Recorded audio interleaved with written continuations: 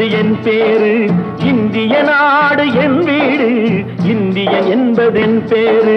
எல்லா மக்களும் என் உறவு, எல்லோர் மொழியும் என் பேச்சு.